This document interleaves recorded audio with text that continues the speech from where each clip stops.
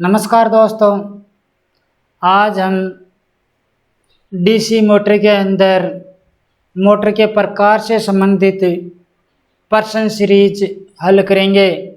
वो प्रश्न जो वर्तमान में एग्ज़ामों में आए हुए हैं, यानी जो पिछले एग्ज़ामों में आए हुए हैं, वो प्रश्न हम हल करेंगे। तो आज अपना रहेंगे प्रश्न डीसी मोटर के प्रकार से संबंधित। अपना पहला प्रश्न है, डीसी शंट मोटर में फील्ड धारा कम होने पर मोटर की चाल होगी। शंट मोटर यानी आर्मेचर के समांतर क्रम में शंट फील्ड वाइंडिंग, तो ये हो गई शंट मोटर। अब देखो, डीसी शंट मोटर में फील्ड करंट, इसकी धारा IF को कम कर दिया जाता है तो फ्लक्स घट जाता है और मोटर की चाल मोटर की चाल n समानुपाती होता है AB और n समानुपाती होता है 1/5 यानी फ्लक्स। तो n फ्लक्स के तो विलोमानुपाती हो गया, यानी 1/5 का ऐसे क्या हो गया, विलोमानुपाती, और AB के समानुपाती। यदि मोटर की फील्ड करंट को घटा रहे हैं तो फ्लक्स घटेगा, फलस्वरूप मोटर की गति बढ़ जाएगी, तो मोटर की चाल बढ़ेगी, यानी राइट आंसर क्या हो गया, B।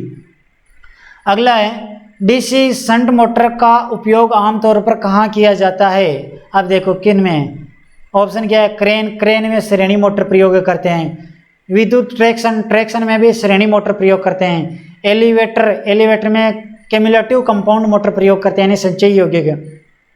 खराद मशीन में इसमें डीसी शंट मोटर प्रयोग करते हैं। कंप्रेसर यानी वायु संपीड़क में इसमें भी क्यूमुलेटिव कंपाउंड मोटर प्रयोग करते हैं। तो इसका राइट आंसर क्या हो गया, खराद मशीन, यानी रंदा मशीन कह सकते हैं या खराद मशीन कह सकते हैं। तो इसका राइट आंसर क्या हो गया, D। अगला है, निम्न में से किसके प्रयोग के लिए डीसी शंट यानी रोट या शंट मोटर प्रयोग की जाती है। अब देखो ऑप्शन देखो, विद्युत ड्रम या रेलगाड़ी में श्रेणी मोटर प्रयोग करते हैं, विद्युत होइस्ट या क्रेन, इसमें भी श्रेणी मोटर प्रयोग करते हैं। उच्च प्रवर्तन आघूर्ण में यानी स्टार्टिंग उच्च टॉर्क वाली मोटर, वो भी श्रेणी मोटर हो गई।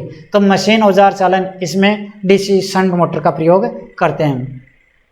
अगला है, यदि डीसी शंट मोटर का क्षेत्र खोल जाए तो क्या होगा। यदि डीसी शंट मोटर का क्षेत्र कुंडलन ओपन हो जाए, यदि क्षेत्र कुंडलन ये ब्रेक हो जाए या ओपन हो जाए तो फ्लक्स का मान बहुत कम हो जाएगा, केवल अवशिष्ट चुंबकत्व ही रहेगा, क्योंकि शंट फील्ड ओपन सर्किट हो गई, फ्लक्स का मान नगण्य हो जाएगा, केवल अवशिष्ट चुंबकत्व ही रहेगा। यदि फ्लक्स घट गया, बहुत कम हो गया, तो गति बहुत ज़्यादा उच्च हो जाएगी, तो मोटर की बहुत ज़्यादा गति उच्च हो जाएगी। अब देखो, मोटर की गति कम हो जाएगी, नहीं उच्च होगी। ये पहले की तरह सामान्य गति से चलेगी, नहीं, गति बढ़ेगी। मोटर की गति अचानक तेज होकर स्वयं को ध्वस्त कर सकती है, हाँ सही है, आर्मेचर करंट बढ़ जाएगा। तो इसमें क्या होगा, मोटर की गति अचानक तेज होकर स्वयं को ध्वस्त कर सकती है, सी ऑप्शन सही होगा। अगला क्वेश्चन है, यदि डीसी शंट मोटर की क्षेत्र कुंडली को शून्य बार पर खुला छोड़ा जाता है, यदि डीसी शंट मोटर की क्षेत्र को शून्य बार पर खुला छोड़ा जाए तो मोटर पर क्या प्रभाव पड़ेगा। यानी बिना बार पर क्षेत्र कुंडलन को ओपन कर देते हैं तो मोटर की गति बहुत ज़्यादा बढ़ जाएगी, यानी गति तीव्र गति से चलेगी, यानी बहुत ज़्यादा गति हो जाएगी मोटर की। तो राइट आंसर क्या हो गया, B, तीव्र गति से चलेगी। अगला है, यदि डीसी शंट मोटर के क्षेत्र कुंडलन के साथ श्रेणी में प्रतिरोध लगाया जाता है तो क्या होगा। यदि डीसी शंट मोटर की क्षेत्र कुंडली के साथ एक श्रेणी क्रम में प्रतिरोध लगाते हैं,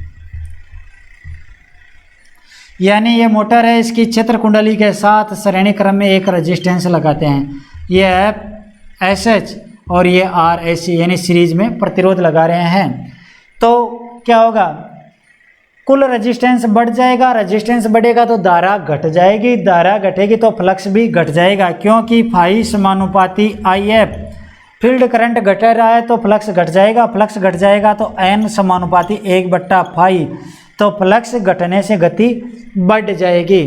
तो अब देखो क्या है, गति और आघूर्ण दोनों घटते हैं, गति घटती है, आघूर्ण घटता है, गति और आघूर्ण दोनों बढ़ते हैं, गति बढ़ती है, आघूर्ण घटता है। देखो टॉर्क भी साथ में दे रखा है, तो टॉर्क समानुपाती होता है आर्मेचर करंट, टॉर्क समानुपाती होता है फ्लक्स।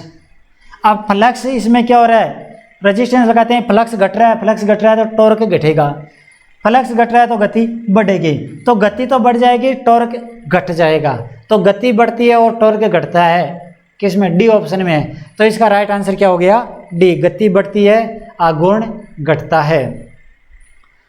अगला क्वेश्चन है 5 HP 230 volt DC shunt motor, armature प्रतिरोध 0.2 ओम है, रुका हुआ रोटर धारा क्या होगी, यानी यदि रोटर को ब्लॉक कर दिया जाए तो क्या होगा। शंट मोटर है, शंट, देखो आपूर्ति 5 HP 230 volt, 5 HP 230 volt DC motor, armature प्रतिरोध 0.2 ओम है। तो यदि रोटर को ब्लॉक कर दिया जाए तो इसकी धारा का मान क्या होगा, आई बराबर क्या होगा, आई ए बराबर क्या होगा, या लोड करंट जो भी रुका हुआ रोटर है तो धारा का मान एक ही है, तो आई बराबर क्या होगा। देखो यदि रोटर ब्लॉक है तो ए बी विकसित नहीं होगा, ए बी विकसित नहीं होगा तो क्या होगा कि जो आर्मेचर है वो क्या धारा लेगा, आई बराबर होता है वी अपॉन आर। अब देखो या डायरेक्ट ले लेते हैं, यानी कुल धारा कितनी होगी, या इसी से आ जाए, चलो वी का मान क्या है 230, आर का मान कितना है 0.2, तो कितना हो गया 230 भाग 0.2, 23 पाँच कितना हो गया, यानी 1150 एम्पियर। तो ये क्या धारा लेगी 1150 एम्पियर, हाँ सही है। तो मोटर रुका हुआ रोटर है, ब्लॉक रोटर है, तो धारा का मान क्या हो जाएगा, यानी यहाँ पे 230 वोल्ट मिल रहे हैं और इसका प्रतिरोध 0.2 है, रुका हुआ है तो 0.2 ही लगेगा, तो 230 बटा 0.2 बराबर 1150 एम्पियर, तो मोटर 1150 एम्पियर की धारा लेगी। अगला क्वेश्चन है, यदि 110 वोल्ट पर चलने वाली डीसी मोटर का बेग ईएमएफ 100 वोल्ट है, आर्मेचर प्रतिरोध 0.5 ओम है, तो आर्मेचर करंट क्या होगा। यदि 110 वोल्ट पर चलने वाली डीसी मोटर का बेग ईएमएफ 100 वोल्ट है, देखो आपूर्ति वोल्टेज का मान क्या है 110 वोल्ट, आपूर्ति वोल्ट है 110 वोल्ट पर चलने वाली डीसी मोटर का बेग ईएमएफ 100 वोल्ट है, इसके अंदर ईबी विकसित क्या हो रहा है, ईबी बराबर 100 वोल्ट, यानी ईबी का मान कितना है 100 वोल्ट। यदि आर्मेचर प्रतिरोध आर ए बराबर कितना है 0.5 ओम, 0.5 ओम है, तो आर्मेचर करंट क्या होगा, आई ए बराबर होता है आई बराबर होता है वी अपॉन आर, तो V A upon R A. V A बराबर क्या होगा, वी ए बराबर होगा, यानी आर्मेचर चालकों द्वारा खपत वोल्टेज बराबर होगा V minus E B. V का मान क्या है 110, ई बी का मान क्या है 100, कितना हो गया 10 वोल्ट। तो वी ए आई ए बराबर वी ए का मान कितना है 10, आर ए का मान कितना है 0.5, तो 10 बट्टा 0.5 बराबर कितना हो गया 20 एम्पियर। तो आर्मेचर करंट का मान क्या हो जाएगा 20 एम्पियर, तो राइट आंसर क्या हो गया 20 एम्पियर। अगला क्वेश्चन है 800 आरपीएम पर चल रही एक शंट मोटर 440 वोल्ट पर 120 एम्पियर की धारा ले रही है। यदि आर्मेचर प्रतिरोध 0.3 ओम है, यदि फील्ड फ्लक्स का मान 80% कर दिया जाए व आर्मेचर करंट को 150 एम्पियर कर दिया जाए तो इसकी गति क्या होगी। देखो क्या दे रखा है कि मोटर की फ्लक्स में भी परिवर्तन कर रहे हैं और ईबी भी परिवर्तित हो रहा है कि एक मोटर की प्राथमिक गति 800 आरपीएम है। देखो यदि यह कंडीशन दे दी जाए प्रश्न में कि ईबी और फ्लक्स इन दोनों को ही परिवर्तित करते हैं, तो पहले एक सूत्र ही बना लेते हैं कि किसी मोटर की गति n समानुपाती ईबी। यदि कंडीशन दे दी जाए कि प्रथम गति यह है ई बी ये है, यदि इसकी ई बी को बढ़ा दिया जाए तो इसकी गति क्या होगी, तो इसमें हम इसको सूत्र बना सकते हैं कि N1 समानुपाती ई बी वन, N2 समानुपाती ई बी टू, इसे सूत्र बन जाएगा ये, यानी N1 बट्टा N2 बराबर ई बी वन बट्टा ई बी टू। तो N2 ज्ञात करना हो तो सूत्र क्या बन जाएगा, N2 बराबर, पक्षांतरण करके बना लो, N2 बराबर N1 into E B to बट्टा ई बी वन। यानी कई बार ई बी से संबंधित पूछ ले कि यानी 100 वोल्ट ई बी है तो ये गति है, 200 वोल्ट ई बी कर दिया जाए तो क्या होगी, तो इस सूत्र से हम निकाल सकते हैं। दूसरा फ्लक्स का बनाते हैं। फ्लक्स से किस प्रकार से बनेगा सूत्र कि n समानुपाती 1/5, यदि 1 है तो 1, 2 है तो N2 समानुपाती 1/+2, तो इससे ये सूत्र बन गया। अब देखो N1 बट्टा N2 बराबर 1/5, 1 बट्टा 1/5, ये बट्टा में ऊपर जाएगा तो क्या होगा, N1 बट्टा N2 बराबर 5/2 बट्टा 5/1। तो N2 बराबर क्या हो जाएगा, N2 बराबर हो जाएगा N1 इंटू 5/1 बट्टा 5/2। इससे हम निकाल सकते हैं। अब दोनों यदि साथ दे रखे हैं तो, यदि दोनों साथ दे रखे हैं तो N2 बराबर, यानी ये भी दे रखा और ये भी दे रखा हो तो क्या बन जाएगा, N1 into E B two into 5/1 बट्टा ई बी वन इंटू 5/2, ये सूत्र बन जाएगा। इस सूत्र से इसको हल कर सकते हैं। अब देखो 800 आरपीएम पर चल रही है, 800 आरपीएम का आज से क्या हो गया कि N1 बराबर है 800 आरपीएम। एक शंट मोटर 440 वोल्ट पर 120 एम्पीयर की धारा ले रही है, 440 वोल्ट पर 120 एम्पीयर की धारा ले रही है। अब मान लो ये जो मोटर है 440 वोल्ट है, 440 वोल्ट पर 120 एम्पीयर की धारा ले रही है। आर्मेचर प्रतिरोध 0.3 ओम है, तो आर्मेचर द्वारा खपत वोल्ट क्या होगा, पहले तो ये निकालो। आर्मेचर द्वारा खपत वोल्टेज क्या होगा, VA बराबर होता है RA इंटू IA। R का मान क्या है 0.3, I का मान कितना है 120, कितना हो गया 36 वोल्ट। यानी आर्मेचर द्वारा खपत वोल्टेज इस कंडीशन में 36 वोल्ट है। तो EB बराबर क्या हो जाएगा, EB बराबर V माइनस VA। V का मान कितना है 440 माइनस 36, कितना हो गया 404 वोल्ट। तो इस कंडीशन में EB1 बराबर हो गया 404 वोल्ट। इसका तो कोई है नहीं अर्थ। अब दूसरी कंडीशन,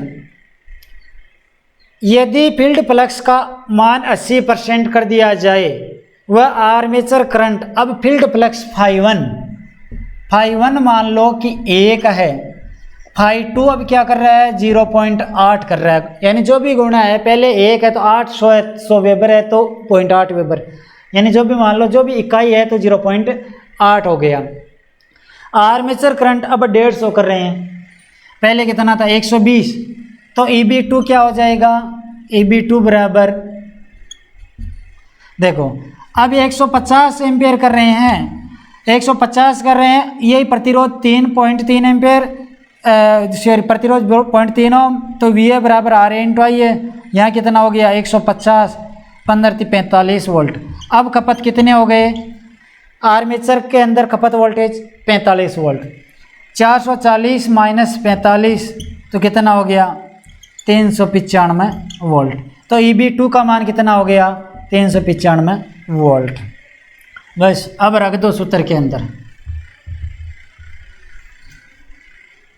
देखो N2 बराबर N1 कितना है 800, EB2 कितना है 395, फ्लक्स 1 क्या है इकाई, EB1 क्या है 404, फ्लक्स 2 क्या है 0.8। अब इसको गुणा करो 800 इंटू 395 बट्टा 404 इंटू 0.8 और इसको हल करेंगे तो इसका आ रहा है देखो 977 पॉइंट समथिंग आ रहा है, तो 977.7 RPM रिवोल्यूशन पर मिनट। तो इसका राइट आंसर क्या हो जाएगा, हल करके देख लेना, 977.7 आएगा। तो इस प्रकार से इसका क्या होगा, RPM 977.7 RPM।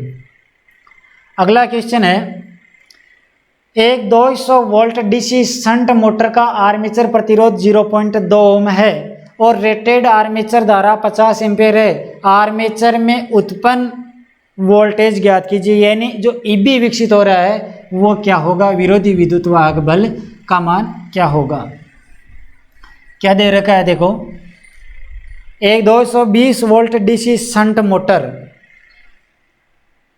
मोटर है, आर्मेचर, शंट फील्ड वाइंडिंग, 220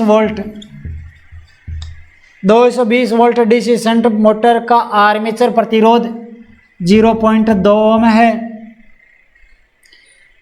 और रेटेड आर्मेचर धारा 50 एम्पीयर है। 50 एम्पीयर इसमें से प्रवाहित, यानी इसमें से प्रवाहित धारा कितनी है, 50 एम्पीयर है। तो आर्मेचर में उत्पन्न वोल्टेज, उत्पन्न किया ईबी ज्ञात कीजिए। तो ईबी बराबर आर्मेचर में पर उत्पन्न जो वोल्टेज ईबी होगा, शंट मोटर है तो V माइनस वी होगा, यानी जो लगाया गया वोल्ट है उनमें से आर्मेचर वी का से क्या है, आर्मेचर चालकों द्वारा खपत वोल्ट वी, जबकि वी बराबर क्या होता है, आर ए इंटू आई है। आर का मान क्या है 0.2, आई का मान क्या है 50, कितना हो गया 5 दूनी 10, 10 वोल्ट। तो वी का मान कितना हो गया 10 वोल्ट। तो ई बी बराबर क्या हो जाएगा अब, यानी इसके अंदर खपत वोल्टेज वी बराबर 10 वोल्ट। तो अब ई बी बराबर क्या हो जाएगा, ए बी बराबर वी का मान कितना है 220 माइनस वी ए कितना है 10, तो कितना हो गया 210 वोल्ट। तो राइट आंसर क्या हो जाएगा 210 वोल्ट, यानी सी ऑप्शन इसका सही होगा। अगला, निम्न में से क्या विद्युत उपमार्ग यानी शंट मोटर का उपयोग का उदाहरण नहीं है, यानी किन में शंट मोटर को प्रयोग नहीं कर सकते। मशीन उपकरण के अंदर शंट मोटर प्रयोग करते हैं, ब्लोअर दोकनियों या और पंखे इनमें भी करते हैं, सेंट्रीफ्यूगल पंप इसमें भी करते हैं, एलिवेटर के अंदर कैम्युलेटिव कंपाउंड मोटर प्रयोग करते हैं, यानी संचयी योग्य मोटर प्रयोग करते हैं। तो इसका राइट आंसर क्या हो जाएगा, उद्वाहक यानी एलिवेटर, इसमें शंट मोटर प्रयोग नहीं करते हैं।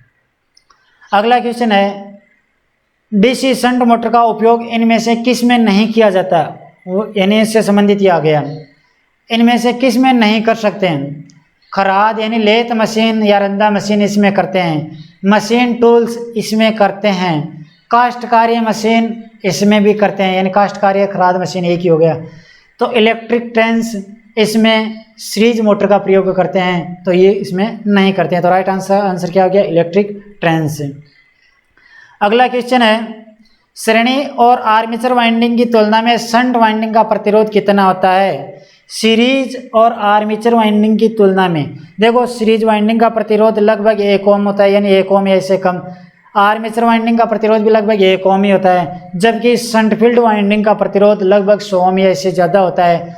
तो क्या है देखो, आर्मेचर श्रेणी वाइंडिंग से अधिक, आर्मेचर वाइंडिंग से अधिक, श्रेणी व आर्मेचर वाइंडिंग से अधिक, श्रेणी और आर्मेचर वाइंडिंग से कम, यानी इन दोनों से अधिक होता है। श्रेणी व आर्मेचर वाइंडिंग इन दोनों से ही अधिक होता है। तो राइट आंसर क्या हो जाएगा, सी, श्रेणी और आर्मेचर जो दोनों वाइंडिंग है इनसे अधिक होता है।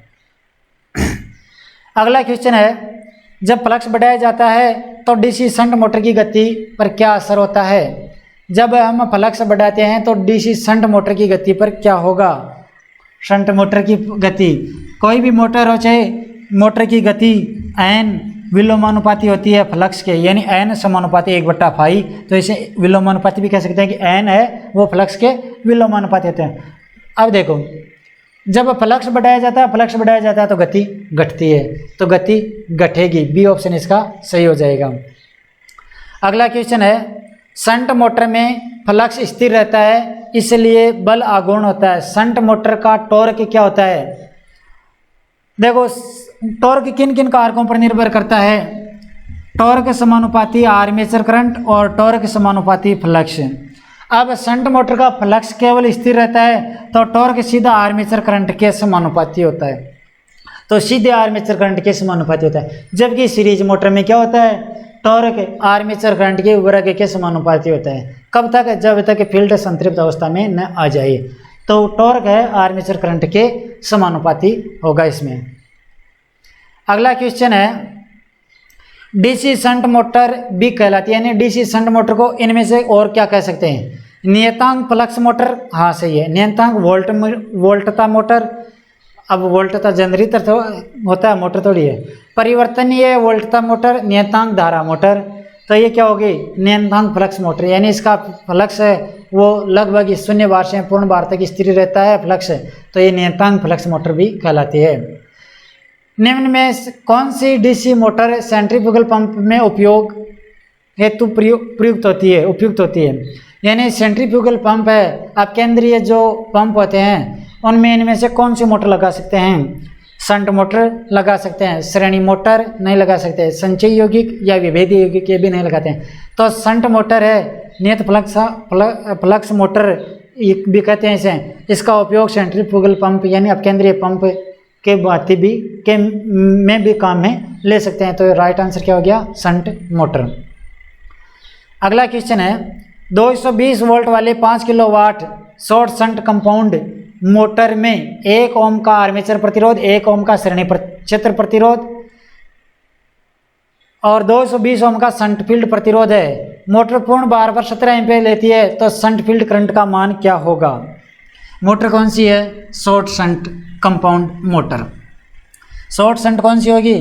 कि शॉर्ट शंट मोटर कौन सी होती है? कि आर्मेचर के साथ समांतर क्रम में शंट फील्ड और इन दोनों के श्रेणी क्रम में सीरीज फील्ड कॉइल संयोजित की जाती है। यानी आर्मेचर के साथ समांतर क्रम में शंट फील्ड और इन दोनों के श्रेणी क्रम में सीरीज फील्ड वाइंडिंग प्रयोग की जाती है, तो वह हो गई शॉर्ट शंट कंपाउंड मोटर। यानी ये आ गई एफ ऐसी सीरीज फील्ड, ये हो गई शंट फील्ड, ये हो गया आर्मेचर। अब देखो 220 वोल्ट आपूर्ति वोल्ट क्या है? 220 volt 5 kilowatt short shunt compound motor में 1 ओम का आर्मेचर प्रतिरोध, 1 ओम का आर्मेचर प्रतिरोध, 1 ओम का श्रेणी क्षेत्र प्रतिरोध और 220 ओम का शंट फील्ड प्रतिरोध। इसका प्रतिरोध कितना है? 220 ओम। यह मोटर पूर्ण भार पर 17 एम्पीयर लेती है। मान लो ये प्लस माइनस, तो यह 17 एम्पीयर ले रही है, तो शंट फील्ड करंट इसका मान क्या होगा? ISH, ये है IA, ये है IL या AC। शॉर्ट शंट मोटर के अंदर IL बराबर ISC होगा, क्योंकि जो धारा 17 एम्पीयर है तो 17 एम्पीयर ही फील्ड करंट की धारा होगी। अब देखो यहाँ पर खपत वोल्टेज क्या होगा वो ज्ञात करते हैं, तो VSC बराबर क्या हो जाएगा? RSC into ISC। R का मान क्या है? 1 ओम। धारा का मान क्या है? 17 एम्पीयर। तो इसके अक्रॉस खपत वोल्टेज क्या हो जाएगा? 17 इंटू 1 बराबर 17 वोल्ट।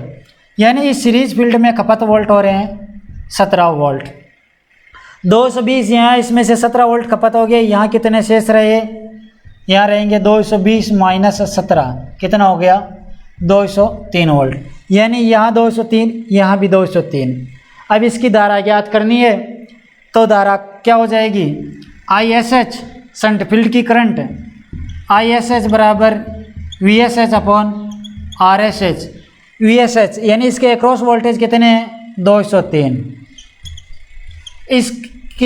इसका प्रतिरोध क्या है? 220 ओम। कितना हो गया? 203 में 220 का भाग लगा दो, 0.92 समथिंग आ रहा है, 0.92। तो इसकी धारा का मान क्या हो जाएगा? 925 लगभग एम्पेयर आ रहा है, तो 0.925 एम्पेयर। तो राइट आंसर क्या हो जाएगा, बी ऑप्शन सही होगा। अगला है, जिस मोटर में लपेटन का एक हिस्सा श्रेणी में जुड़ा है, दूसरा हिस्सा आर्मेचर के एक्रॉस जुड़ा होता है, उस मोटर को किस रूप में जाना जाता है। यानी जो क्षेत्र लपेटन है, मोटर के फील्ड है, उनका कुछ हिस्सा तो श्रेणी क्रम में जुड़ा होता है, कुछ हिस्सा आर्मेचर के समांतर क्रम में जुड़ा होता है, तो वह कौन सी होगी। यानी जिसमें श्रेणी और शंट दोनों प्रकार की वाइंडिंग है, तो वह कौन सी हो गई, यौगिक मोटर यानी कंपाउंड मोटर। तो देखो, कंपाउंड मोटर, शंट मोटर, श्रेणी और शंट दोनों यानी कंपाउंड मोटर होगी। तो राइट आंसर हो गया ए। संचयी रूप से संयुक्त डीसी मोटर जब बाहर बढ़ता है तो संचयी रूप से, संचयी क्या होती है, जिसका फ्लक्स यानी सीरीज फील्ड और शंट फील्ड दोनों का फ्लक्स समान स्वभाव का है, दोनों का फ्लक्स जोड़ने वाला स्वभाव का है, वह शंट मोटर कहलाती है, सॉरी संचयी यौगिक मोटर कहलाती है। तो संचयी यौगिक मोटर में बाहर का मान बढ़ने पर फ्लक्स का मान बढ़ता है, क्योंकि दोनों का फ्लक्स जुड़ने वाला स्वभाव का होता है। बाहर बढ़ेगा तो इसका तो फ्लक्स स्थिर है, जबकि इसका फ्लक्स बढ़ेगा बाहर धारा के अनुपातिक है, तो कुल परिणामी फ्लक्स फाइटी कुल बढ़ेगा, फ्लक्स बढ़ेगा तो गति घटेगी। तो राइट क्या हो जाएगा, गति कम हो जाती है। तो क्या होगा, सी ऑप्शन इसका सही हो जाएगा, गति कम हो जाती है। अगला क्वेश्चन है, यदि मोटर जिसमें श्रेणी फील्ड शंट फील्ड वाइंडिंग के कारण उत्पन्न फील्ड की सहायता के लिए जुड़ी होती है, उसे कहते हैं।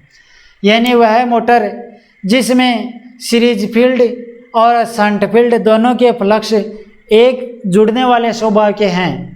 यह देखो इस प्रकार भी कह रखा है कि यदि श्रेणी फ्लक्स उसी दिशा में है जिसमें शंट फ्लक्स है, तो मोटर किस प्रकार की होगी। यानी दोनों की फ्लक्स की दिशा एक ही है, दोनों जुड़ने वाले स्वभाव के ही हैं, तो वह फ्लक्स वह मोटर संचयी यौगिक होगी। किस प्रकार से, मान लो यही देखते हैं, इसमें धारा प्रवाह की डायरेक्शन क्या होगी। देखो इसमें धारा प्रवाह की डायरेक्शन ये है और इसमें भी धारा प्रवाह की डायरेक्शन एक है, दोनों में धारा प्रवाह की दिशा एक ही है, तो ये होगी संचयी यौगिक मोटर। यदि विपरीत होती किसी एक में तो वह होती डिफरेंशियल कंपाउंड यानी विभेदीय यौगिक। तो इसमें राइट आंसर क्या हो जाएगा, संचयी यौगिक मोटर। अगला है, निम्न में से कौन सी मोटर में कम आरंभिक टॉर्क और स्थिर गति होती है। टॉर्क तो कम और गति स्थिर। अब देखो स्थिर गति किन किन की होती है, आरंभिक टॉर्क और स्थिर गति। यानी आरंभिक में स्थिर गति एक तो शंट मोटर की होती है, एक यौगिक मोटर की होती है। यौगिक मोटर की आरंभिक गति स्थिर होती है, चाहे संचयी हो चाहे विभेदीय हो, परंतु टॉर्क कम होना चाहिए। टॉर्क कम होना चाहिए, तो कम टॉर्क यानी बहुत कम टॉर्क और गति स्थिर, तो ये हो जाएगी डिफरेंशियल में, तो विभेदीय यौगिक में हो जाएगी। और यदि सामान्य टॉर्क स्थिर गति पूछ ले तो शंट भी होगी और संचयी यौगिक भी होगी उस समय। तो इसमें कम आरंभिक टॉर्क और स्थिर गति, आरंभिक गति यानी एक नियत गति के साथ कम स्टार्टिंग टॉर्क पे कौन सी मोटर हो जाएगी, तो डिफरेंशियल कंपाउंड यानी विभेदीय यौगिक मोटर। अगला है, वह मोटर जिसमें फील्ड सीरीज वाइंडिंग द्वारा फील्ड वाइंडिंग का वह मोटर जिसमें फील्ड सीरीज वाइंडिंग द्वारा फील्ड वाइंडिंग का विरोध किया जाता है। यानी सीरीज फील्ड द्वारा शंट फील्ड जो फ्लक्स है उसका विरोध किया जाता है या विपरीत स्वभाव का होता है, तो वह कौन सी मोटर होगी, यानी किस प्रकार से हैं। मान लो ये है, अब इस फ्लक्स का ये विरोध कर रहा है, मान लो किस प्रकार से। देखो धारा प्रवाह की डायरेक्शन में चेंज कर देता हूं, सीरीज फील्ड में धारा प्रवाह की डायरेक्शन ये कर दी। अब देखो धारा प्रवाह की इसमें ऊपर की ये दिशा है, जबकि इसके अंदर ये है, तो दोनों में एक दूसरे के विपरीत हो गई ना दिशा, इस दोनों के फ्लक्स की दिशा एक दूसरे के विपरीत हो गई, तो ये क्या होगी, डिफरेंशियल यानी विभेदीय यौगिक मोटर या डिफरेंशियल वाउंड मोटर। तो इसका राइट आंसर क्या हो गया, डिफरेंशियल या विभेदीय यौगिक मोटर। अगला है, एक डीसी मोटर जिसमें श्रेणी और शंट मोटर दोनों की रफ्तार और भार के लक्षण होते हैं। यानी वह मोटर जिसमें श्रेणी मोटर के भी गुण है और शंट मोटर के भी गुण है, तो वह यौगिक मोटर होगी। और यौगिक में भी कौन सी, सीरीज और शंट दोनों के लक्षण मिलने वाली संचयी है, और इनके विपरीत होती तो डिफरेंशियल होती।